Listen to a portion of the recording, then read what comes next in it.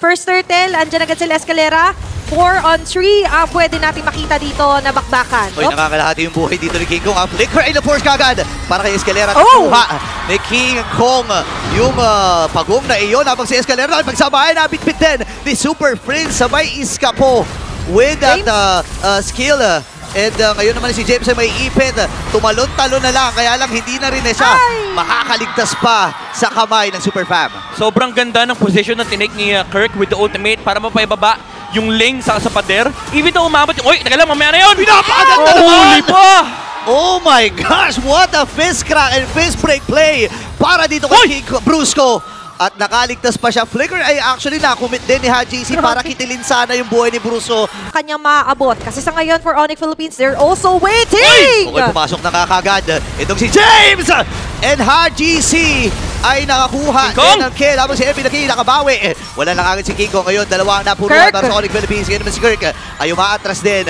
Andun yung mga pagbitbit with the lantern and FP ay masisecure finally yung pagong. Sa huling pagong ng laban, sino nga ba mauuna? Andyan agad ang Predator Strike. Pati yung pati yung beacon na gamit na kagad dito ni Super Prince. Ngayon ay pwepwestuhan ng Twisted Mind yung pagong. Pasok din si James. Pero si King Kong pa rin ang magwawagi doon sa pagong. Si Kirk ay kailangan matras. Brusco naman ay sasabit din. Pero ang tanong ay makakatakas ba dito si Kirk? Nakapatay na ng isa. Brusco and Kirk is down. Joy, hindi ganun kadali pumasok sa kanila dahil may Phobius. Tapos pwede silang setan Escalera. Tapos dagdag pa natin dyan yung Predator Airstrike. So for Onyx Philippines, they have their timing. Mamaya, pagdating ng late game, they have the capability to team fight against Twisted Minds. Pero Moskov? Okay, kukulong ba dito? Okay, Brusco, pumasok na agad. Itong si Escalera, nakaisa na ang Twisted Minds. Kaya si Kiko ay to the rescue ng sinulong ni James. Pero mapapatay kagad si Ironplane. Isa sa mga main damage din nila. Same with Escalera. Nakakadalawa na kagad dito ang Onyx Philippines. Habang si James ay tumumba din sa kamay ng Super Fam. Kagad yung traction pulse mula dito kay Outplayed. Escalera?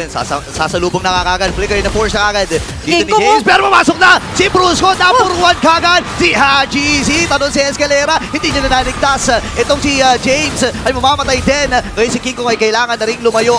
Pero masakit yung damage at napapabayaan ata nila si Kelra. Napapabayaan yung gold standard sa baba. Okay, 2 for 1. Plus turrets. Kelra? Tatlo yung lumalaban. Kelra? Lalabanan niya ata ito. Nagamit yung Purify. Kelra! Mga house play! Buti na lang. May Sky Piercer itong si Outplay. Pero si King Kong kinuha na yung Lord. Idagdag mo pa si Kelra sa may bottom lane. Ang ganda nung pagmumultitask ng Onyx Philippines. Pero ngayon, ito, task in hand. Si Kirk ang medyo napipilayan. King Kong sa harap! Alam kasi ni King Kong ay wala nang tsunamis na. Pero tumama din yung Spear of Destruction mula kay Kelra. Wala na kaagad ang main setup hero para sa pagprotekta kay Outplay at HGC. Sugod na sila. Nandito, aabante yung Lord. Aabante si Brusco din! Pumasok na agad. Nagamit na dito ni Outplay yung kanyang traction pulse. Habang si Brusco ay namatay. Ngayon ay matutulaw din si James. At diretso na kaagad ang Super Family para tapusin ang Game 1. First game win para sa Onyx Philippines.